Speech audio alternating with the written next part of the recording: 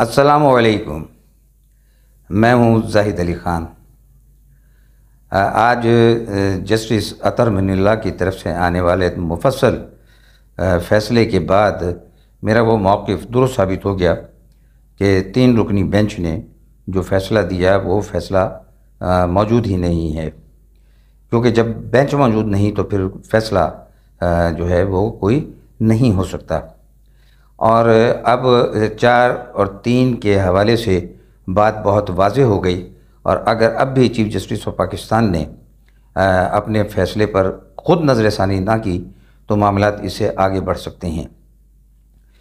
इस पूरे केस के अंदर जो चीज़ ख़ुद जस्टिस अतर मिनल्ला ने जो है अपने मुख्तसर फ़ैसले में वाज़ेह की थी, वही इस केस की सबसे बुनियादी वजह थी, और वो ये था कि जस्टिस अतर मिनल्ला ने खुली अदालत के अंदर ये बात उठाई थी, ये सवाल पूछा था कि इलेक्शन की तारीख़ 90 दिन के अंदर देना बेशक आइनी फ़ैसला है, लेकिन उसके साथ साथ ये देखना उससे ज़्यादा अहम है कि असम्बलियाँ तोड़ी किन हालात में गईं, क्या उनके पीछे कोई बदनीयती तो नहीं थी।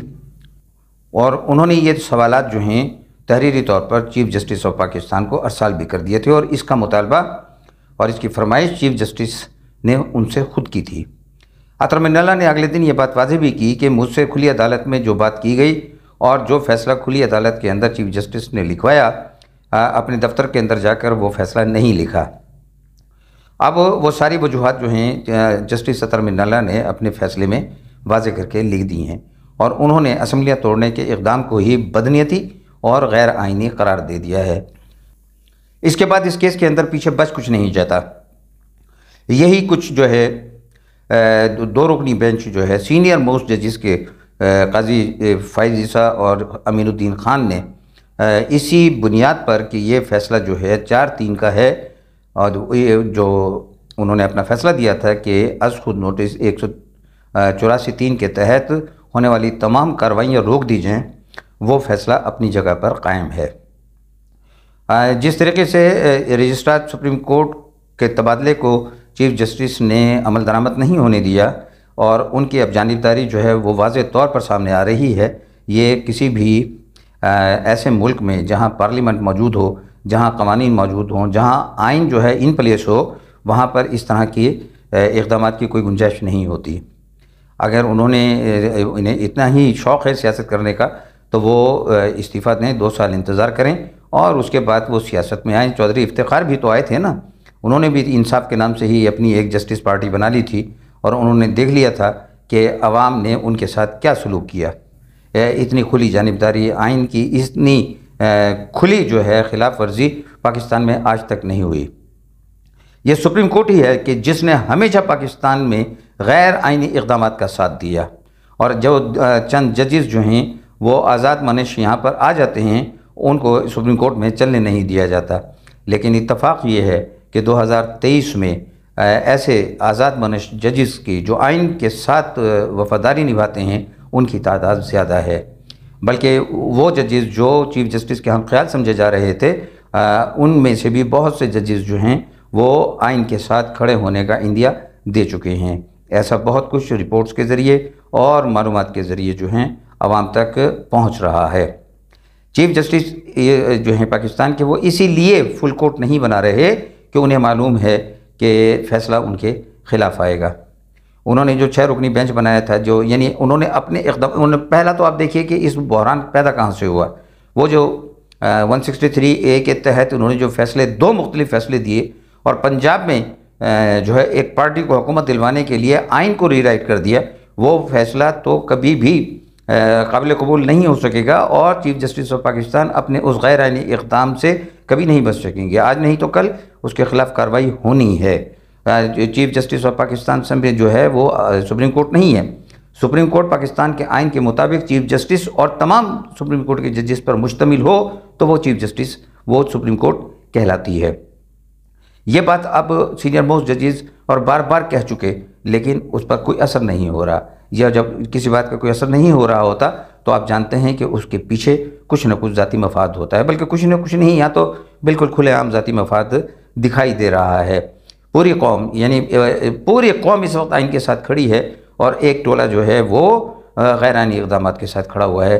एक ऐसा शख्स जिसने अभी कुछ दिन पहले ये बात तस्लीम की कि हाँ, मैंने बहुत सोच समझ कर आइनी माहिरीन से मशवरा करके ये पूछा था कि अगर मैं असम्बलियाँ तोड़ दूँ तो 90 दिन के अंदर इलेक्शन होना लाजमी है कि नहीं, तो मुझे बताया गया था कि हाँ हैं, इसलिए मैंने असम्बलियाँ तोड़ दी। और वो असम्बलियाँ क्यों इस तरह तोड़ना चाह रहे थे हुकूमत पर दबाव डालने के अलावा, कि वो मौजूदा उनके हम ख्याल जजेस के मौजूदगी के अंदर ही इंतखाबात चाहते थे। ये एक बहुत बड़ी साजिश है और इस साजिश के ऊपर ज़ाहिर है कोई भी आइन पसंद शहरी जो है वो साथ खड़ा नहीं होगा। और आप देख रहे हैं कि वो सियासी जमात जिसकी मोहब्बत में सुप्रीम कोर्ट मरी जा रही है, सुप्रीम कोर्ट के जन जजेस मरे जा रहे हैं, वो सिमटते सिमटते सिमटते जो है ना नहर के किनारे तक आ पहुंची है। और गुज़श्ता दिनों तालियां बजाने वाले यानी उस सियासी जमात के वो लोग जिन्होंने सोचना कुछ नहीं होता, पढ़ना कुछ नहीं होता, सिर्फ़ एक ज़हनी ग़ुलामी की उन्होंने जो है कोई बपतिस्मा लिया हुआ है कि जब टाइम मैगज़ीन के सफ़े पर उस पार्टी के सरबराह की तस्वीर छपी तो लड्डू बांटे गए। किसी ने ये ज़हमत नहीं की कि उस मज़मून को पढ़ भी ले।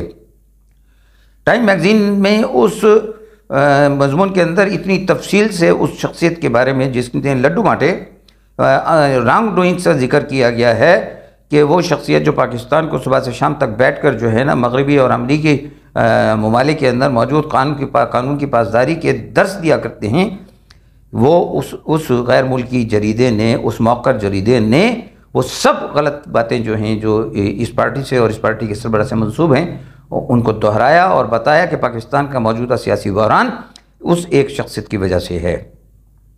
तो बैनुल-अक़वामी सतह पर भी जो है ना सारी चीज़ें अब आया हो चुकी हैं।